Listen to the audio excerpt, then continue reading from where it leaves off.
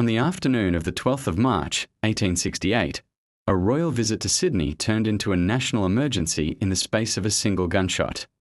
Prince Alfred, second son of Queen Victoria, lay wounded on the ground at Clontarf as thousands of spectators froze in disbelief.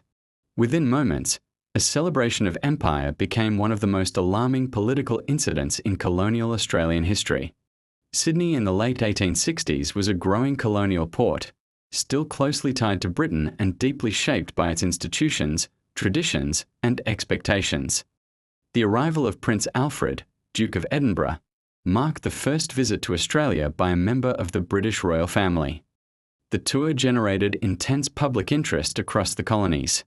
Alfred had already travelled through other parts of Australia, drawing large and enthusiastic crowds wherever he went. His presence symbolised connection to the Crown at a time when the colonies were still defining their identity. On the 12th of March, 1868, thousands gathered at Clontarf, a harbourside picnic reserve on the northern shores of Sydney Harbour. Families arrived by boat and carriage. The weather was warm, the water calm, and the atmosphere relaxed. Speeches, music, and refreshments filled the afternoon as the royal party moved through the crowd. By mid-afternoon, the event appeared to be proceeding without incident.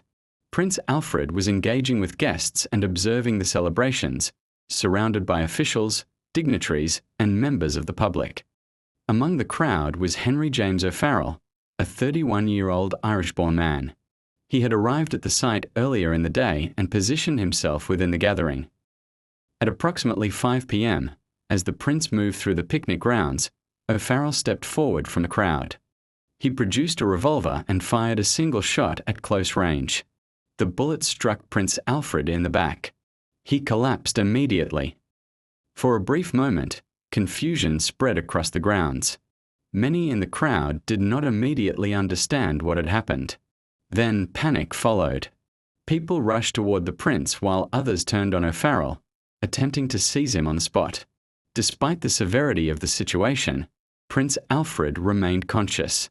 Reports from the scene indicate he was able to speak shortly after being shot, reassuring those around him that he was still alive. Medical assistance was quickly provided, and he was transported for treatment. The incident triggered immediate chaos. Rumours spread rapidly that the attack was part of a wider political conspiracy, possibly linked to Irish nationalist movements. Public anger intensified, and O'Farrell was nearly killed by members of the crowd before police intervened and took him into custody.